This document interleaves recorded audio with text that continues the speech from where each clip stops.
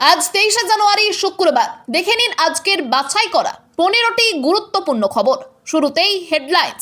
কংগ্রেস থাকুক বা না থাকুক, বামফ্রন্টের সঙ্গে জোটে আগ্রহী আইএসএফ। হুমায়ুন কবিরকে ক্ষমা চাইতে হবে। নন্দীগ্রামে ফের মমতাকে প্রার্থী হতে খোলা চ্যালেঞ্জ শুভেন্দুর। এসআইআর নিয়ে 26টা কবিতা লিখলেন মমতা। বইমেলার মঞ্চেও মুখ্যমন্ত্রীর নিশানায় এজেন্সি কমিশন। বিভিন্ন জেলায় ঘুরছেন, ভয়ে কলকাতায় থাকছেন না অভিষেক। যদি ইডি কান ধরে তুলে নেয়, খোঁচা সুকান্তর। বাংলা পলিটিক্সের সমস্ত খবর প্রতিদিন সকালে দেখতে সাবস্ক্রাইব করুন আমাদের বি পলিটিক্স চ্যানেলটি। এবার আসছি বিস্তারিত সংবাদে। আসন্ন বিধানসভা নির্বাচনকে সামনে রেখে আইএসএফ সিপিআইএম নেতৃত্বাধীন বামফ্রন্টের সঙ্গে আসন সমঝোতায় আগ্রহ প্রকাশ করেছে। কংগ্রেস এই জোটে যোগ দিক বা না দিক, আইএসএফ বামফ্রন্টের সঙ্গে জোট করতে প্রস্তুত। আইএসএফ এর একমাত্র বিধায়ক নওশাদ সিদ্দিকী বামফ্রন্টকে 31শে জানুয়ারির মধ্যে চূড়ান্ত সিদ্ধান্ত জানানোর সময়সীমা বেঁধে দিয়েছেন এবং অবিলম্বে সৌহার্দ্যপূর্ণ আলোচনা শুরু করে চলতি মাসের মধ্যে তা শেষ করার প্রস্তাব দিয়েছেন। আইএসএফ স্পষ্ট জানিয়েছে, এই প্রস্তাব শুধুমাত্র বামফ্রন্টের জন্য। কংগ্রেসের অংশগ্রহণ নিয়ে তারা বিশেষ আগ্রহী নয়, কারণ রাজ্যে কংগ্রেস এককভাবে লড়াইয়ের ইঙ্গিত দিয়েছে। 2021 সালে আইএসএফ কংগ্রেস ও বামফ্রন্টের সঙ্গে ত্রিমুখী জোট ছিল, কিন্তু 2024 লোকসভা নির্বাচনের আগে মুর্শিদাবাদ মালদাহের মতো সংখ্যালঘু অধ্যুষিত এলাকায় আসন নিয়ে মতবিরোধের জোট ভেঙে যায়। আইএসএফ এবার কংগ্রেসকে বাদ দিয়ে বামফ্রন্টের সঙ্গে জোট চায়। আদর্শভাবে বিজেপি তৃণমূল বিরোধী বৃহত্তর জোট কাম্য হলেও বর্তমান পরিস্থিতিতে তা ক্ষীণ। এছাড়া হুমায়ুন কবিরের জনতা উন্নয়ন পার্টির সঙ্গে জোটের আগে তার অতীত সাম্প্রদায়িক মন্তব্যের জন্য ক্ষমা চাওয়া আবশ্যক বলে নওশাদ সিদ্দিকী জানিয়েছেন। নন্দীগ্রামে ফের মমতাকে প্রার্থী হতে খোলা চ্যালেঞ্জ শুভেন্দুর। নন্দীগ্রাম আবার পশ্চিমবঙ্গের রাজনীতির কেন্দ্রবিন্দুতে উঠে এসেছে বিধানসভা ভোটের আগে। তৃণমূল কংগ্রেসের সর্বভারতীয় সাধারণ সম্পাদক অভিষেক বন্দ্যোপাধ্যায়ের উদ্যোগে আয়োজিত সেবাশ্রয় স্বাস্থ্য শিবিরে বিপুল জনসমাগম ঘটছে। মাত্র 7 দিনে 18,000-এরও বেশি মানুষ চিকিৎসা নিয়েছেন। অভিষেক এক্সে পোস্ট করে উচ্ছ্বাস প্রকাশ করেছেন। এটিকে মানুষের বিশ্বাসের প্রতিফলন বলে উল্লেখ করে চিকিৎসকদের ধন্যবাদ জানিয়েছেন এবং শিবিরটি 31শে জানুয়ারি পর্যন্ত চলবে বলে ঘোষণা করেছেন। এর পাল্টা হিসেবে বিরোধী দলনেতা শুভেন্দু অধিকারী নিজের গড়ে রাম মন্দির প্রতিষ্ঠা দিবস উপলক্ষে বিশাল শোভাযাত্রা ও মিছিলের নেতৃত্ব দেন। তিনি তৃণমূলের পরিষেবা রাজনীতিকে অগ্রাহ্য করে তোপ দেগে বলেন, নন্দীগ্রামে তৃণমূলের আর কিছু করার নেই। মমতা বন্দ্যোপাধ্যায় এখান থেকে ভোতা হয়ে পালিয়েছে। আগামী নির্বাচনে মমতাকে এই আসনে লড়ার চ্যালেঞ্জ জানিয়ে তিনি দাবি করেন 1956 ভোটের ব্যবধান এবার 20,000-এ পৌঁছবে। 2021-এর বিধানসভা নির্বাচনে এখানে শুভেন্দুর কাছে মমতা পরাজিত হয়েছিলেন। এখন তৃণমূল পরিষেবা দিয়ে ভোটার মন জয়ের চেষ্টা করছে। অন্যদিকে শুভেন্দু হিন্দুত্বের আবেগ ও স্থানীয় আধিপত্যকে হাতিয়ার করছেন। এই যুযুধান পরিস্থিতি ভোটের আগে আরো উত্তপ্ত হওয়ার ইঙ্গিত দিচ্ছে। এসআইআর নিয়ে 26টা কবিতা লিখলেন মমতা। বইমেলার মঞ্চেও মুখ্যমন্ত্রীর নিশানায় এজেন্সি কমিশন। কলকাতা বইমেলার মঞ্চে দাঁড়িয়ে এজেন্সি কমিশন ও মানুষের গণতান্ত্রিক অধিকার খর্ব হওয়ার অভিযোগে তীব্র আক্রমণ শানালেন মুখ্যমন্ত্রী মমতা বন্দ্যোপাধ্যায়। এসআইআর এর নামে হয়রানির অভিযোগ তুলে তিনি বলেন, হিয়ারিং এর অজুহাতে ঘন্টার পর ঘন্টা মানুষকে লাইনে দাঁড় করিয়ে রাখা হচ্ছে, যার জেরে একের পর এক মৃত্যুর খবর আসছে। এই পরিস্থিতিকে এজেন্সির নির্যাতনের সঙ্গে তুলনা করে নিজের অভিজ্ঞতার কথা তুলে ধরেন মমতা। জানান, তার আঁকা ছবি নিয়ে 2টি প্রদর্শনী করার পরেই তার বিরুদ্ধে সিবিআই নামানো হয়েছিল এবং তখন তিনি নিজেকে লাঞ্ছিত ও অপমানিত বোধ করেছিলেন। নিজের অবস্থান ব্যাখ্যা করতে গিয়ে তিনি বলেন, কাজ করতে ভালোবাসেন, কিন্তু নিজের ঢাক নিজে পেটান না। শিল্পী শুভা প্রসন্ন ও প্রয়াত মন্ত্রী সুব্রত মুখোপাধ্যায়ের অনুপ্রেরণায় আঁকা শুরু করেন বলেও জানান। বিনা পয়সায় প্রদর্শনী করাই টার্গেট করা হয় বলে অভিযোগ তুললেও ছবি বিক্রি করে কখনো 1 পয়সাও নেননি, সবটাই দান করেছেন। বর্তমানে আর এক্সিবিশন করেন না বলেও জানান।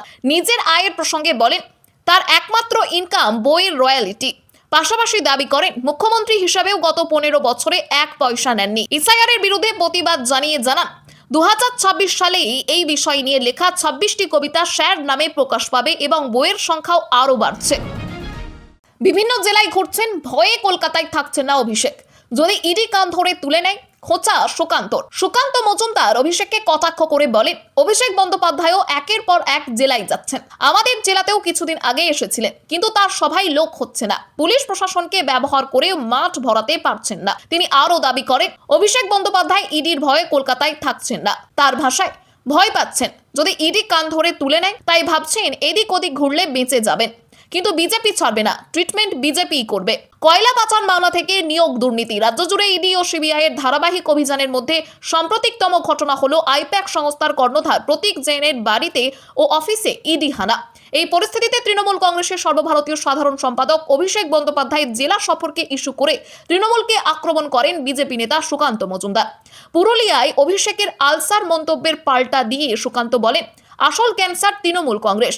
তারা 26,000 মানুষের চাকরি খেয়েছে, 8,200 স্কুল বন্ধ করে দিয়েছে। তার অভিযোগ, রাজ্যে প্রায় 70 লক্ষ মানুষ ভিন রাজ্যে পরিযায়ী শ্রমিক হিসেবে কাজ করতে বাধ্য হচ্ছে। বিজেপি ক্ষমতায় এলে কাউকে রাজ্যের বাইরে যেতে হবে না, চাকরি প্রার্থীদের রাস্তায় আন্দোলন করতে হবে না বলে আশ্বাস দেন তিনি। ভোটের মুখে কেন্দ্রীয় তদন্তকারী সংস্থার অভিযান ও পাল্টা রাজনৈতিক আক্রমণে রাজ্যের রাজনৈতিক উত্তেজনা আরও বাড়বে বলে মনে করা হচ্ছে। নো এসআইআর নো ভোট, বিএলওদের দিয়ে ভুল তথ্য আপলোড করাচ্ছে তৃণমূল, শ্রমিকের নিশানায় কমিশন। বিজেপির রাজ্য সভাপতি শ্রমিক ভট্টাচার্য সাপ বলেন, নো এসআইআর নো ভোট। তার দাবি, এসআইআর প্রক্রিয়া সুষ্ঠুভাবে এবং 100% সম্পূর্ণ না হলে বাংলায় ভোট হওয়া উচিত নয়। শ্রমিকের অভিযোগ, পরিকল্পিতভাবে বিএলওদের দিয়ে এমন তথ্য আপলোড করানো হচ্ছে যার ফলে বহু বিশিষ্ট ব্যক্তি ও প্রবীণ নাগরিকদের অকারণে শুনানিতে হাজিরা দিতে হচ্ছে। এতে নির্বাচন কমিশন সম্পর্কে মানুষের মধ্যে বিভ্রান্তি ছড়ানো হচ্ছে। যদিও তিনি বলেন, দেশের স্বার্থে সাধারণ মানুষ স্বতঃস্ফূর্তভাবে লাইনে দাঁড়াচ্ছেন।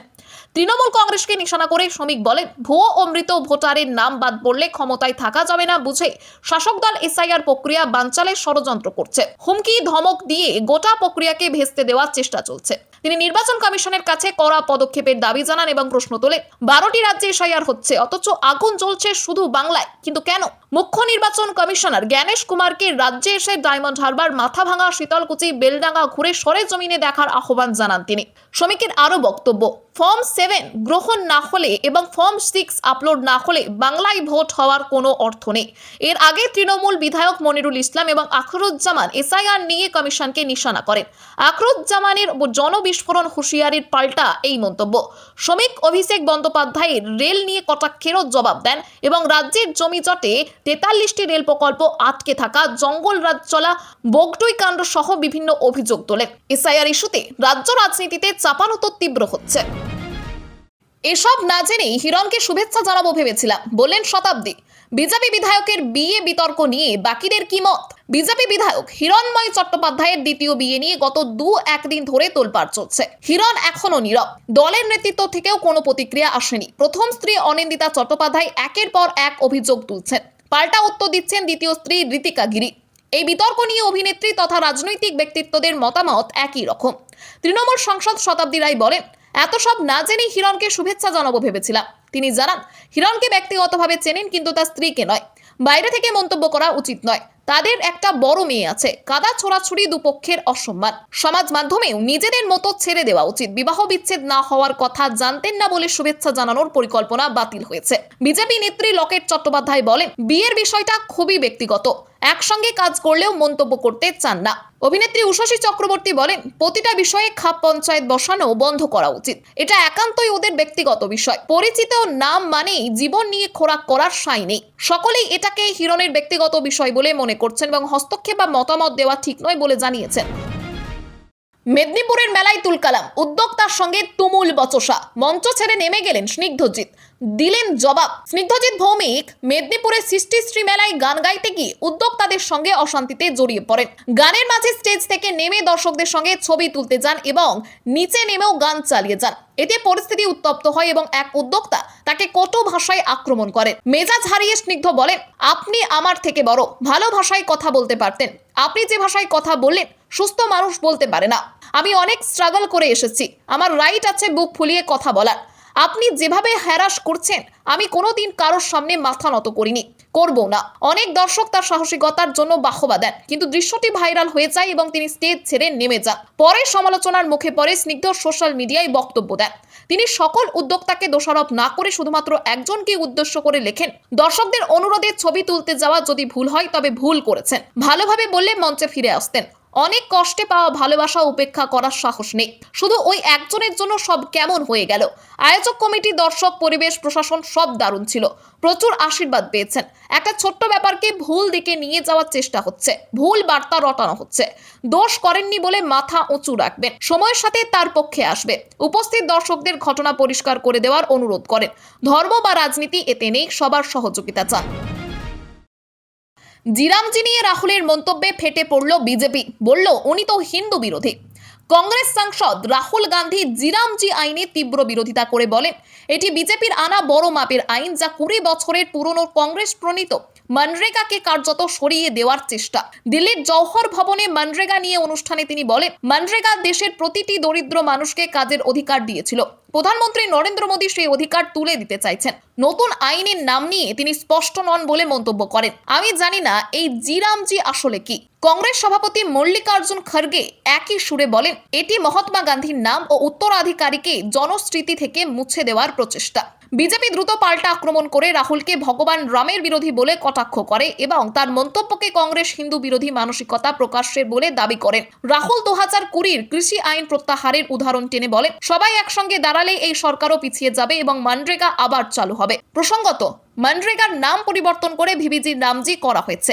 এতে 100 দিনের কাজ 125 দিন বাড়ানো হয়েছে, কিন্তু কেন্দ্রীয় বরাদ্দ 90% থেকে কমিয়ে 60% করা হয়েছে। কর্ণাটক ও তামিলনাড়ু মনরেগার সমর্থনে প্রস্তাব আনার ইঙ্গিত দিয়েছে। কর্ণাটক বিধানসভার রাজ্যপাল ভাষণ পড়তে অস্বীকার করেন জিরামজি সমালোচনার কারণে। এই ইস্যুতে কেন্দ্র, রাজ্য ও সরকার বিরোধী সংঘাত তীব্র হওয়ার ইঙ্গিত। তৃণমূল বিধায়ক মনিরুল ইসলামের বিরুদ্ধে এফআইআর এর নির্দেশ কমিশনের। মুর্শিদাবাদের ফারাক্কায় বিডিও অফিসে তাণ্ডবের ঘটনাকে কেন্দ্র করে রাজ্য রাজনীতিতে চরম উত্তেজনা তৈরি হয়েছে। নির্বাচন কমিশন কড়া অবস্থান নিয়ে তৃণমূল বিধায়ক মনিরুল ইসলামের বিরুদ্ধে এফআইআর দায়ের নির্দেশ দিয়েছে। কমিশনের নির্দেশ অনুযায়ী বিকেল 5টার মধ্যে জেলা শাসককে এফআইআর দায়ের করতে হবে এবং তারপর সংক্রান্ত রিপোর্ট কমিশনকে জানাতে হবে। এই সময়বদ্ধ নির্দেশ প্রশাসনিক ও রাজনৈতিক মহলে ব্যাপক আলোড়ন সৃষ্টি করেছে। অভিযোগ অনুযায়ী বিডিও অফিসের চেয়ার টেবিল ভাঙচুর করা, নথিপত্র এলোমেলো করে দেওয়া এবং এক বোন মাইক্রো অবজারভার আক্রান্ত হন। তাতে সরকারি অফিসে এমন হামলায় প্রশাসনিক নিরাপত্তা ও নির্বাচনী পরিবেশ নিয়ে প্রশ্ন উঠেছে। কমিশন স্পষ্ট জানিয়েছে, সরকারি দপ্তরে হিংসা বা বিশৃঙ্খলা কোনোভাবেই বরদাস্ত করা হবে না। বিশেষ করে নির্বাচনী প্রক্রিয়ার সঙ্গে যুক্ত অফিসে এমন ঘটনা গণতন্ত্রের পক্ষে বিপজ্জনক। তৃণমূল বিধায়ক মনিরুল ইসলাম বলেন, আইন আইনের পথে চলবে। তিনি দাবি করেন, তদন্ত হলে সত্য প্রকাশ্যে আসবে এবং আইনের প্রতি তার সম্পূর্ণ আস্থা রয়েছে। বিরোধী দল বিজেপি এই ঘটনাকে হাতিয়ার করে তৃণমূলের বিরুদ্ধে সুর চড়িয়েছে। বিজেপি নেতা রাহুল সিনহা বলেন, এটা কমিশনের একদম সঠিক কাজ। এতে পরিষ্কার বোঝা যাচ্ছে রাজ্য সরকার কিভাবে এই ধরনের হিংসায় যুক্তদের মদত দিচ্ছে। সন্ত্রাসবাদী মানসিকতার এমএলএদের রক্ষা করা হচ্ছে। 15 দিন আগে 2 সন্তান জন্ম দেওয়া এক প্রসূতিকে লাইনে দাঁড় করানো হয়েছে। এসআইআর শুনানিতে রায়গঞ্জে চরম হয়রানি। এসআইআর এর শুনানিকে কেন্দ্র করে চরম হয়রানির অভিযোগ উঠেছে রায়গঞ্জ 1 নম্বর অঞ্চলে। শুনানি প্রক্রিয়ায় সাধারণ মানুষ থেকে শুরু করে বয়স্ক, অসুস্থ মহিলা, এমনকি 15 দিন আগে 2 সন্তান জন্ম দেওয়া এক প্রসূতিকেও ছাড় দেওয়া হয়নি। দীর্ঘক্ষণ লাইনে দাঁড়িয়ে থাকা, পর্যাপ্ত বসার জায়গার ব্যবস্থা ও স্বাস্থ্য পরিষেবার অভাবে চরম দুর্ভোগে পড়েন বহু মানুষ। এই ঘটনাকে ঘিরে ক্ষোভে ফেটে পড়েন এলাকার একাধিক সাধারণ নাগরিক ও স্থানীয় পঞ্চায়েত সমিতির সদস্য রমজান আলী। তাদের অভিযোগ, এসআইআর এর নামে সাধারণ মানুষকে অযথা হয়রানি করা হচ্ছে এবং এই প্রক্রিয়াকে রাজনৈতিক উদ্দেশ্যে ব্যবহার করছে কেন্দ্রের বিজেপি সরকার। মানুষের ন্যায্য অধিকারের পরিবর্তে প্রশাসনিক জটিলতা বাড়িয়ে জনজীবন দুর্বিষহ করে তোলা হচ্ছে। রমজান আলী স্পষ্ট ভাষায় জানান, সাধারণ মানুষের এই হয়রানির যোগ্য জবাব 2026 সালের বিধানসভা নির্বাচনে দেওয়া হবে। তিনি আরও বলেন, রায়গঞ্জ 1 নম্বর অঞ্চলের একটি হাই স্কুলে স্থাপিত শুনানি কেন্দ্রে পর্যাপ্ত পরিকাঠামোর অভাবে বিভিন্ন সমস্যার মুখে পড়তে হচ্ছে মানুষকে। সব মিলিয়ে এসআইআর এর শুনানি ঘিরে প্রশাসনিক ব্যবস্থাপনা ও মানবিকতার অভাব নিয়ে প্রশ্ন উঠতে শুরু করেছে এলাকা জুড়ে। খবর আজকের মতো এখানেই শেষ। আবার আসছি আগামীকাল সকালে। পরবর্তী খবরের জন্য সাবস্ক্রাইব করুন আমাদের বি পলিটিক্স চ্যানেলটি।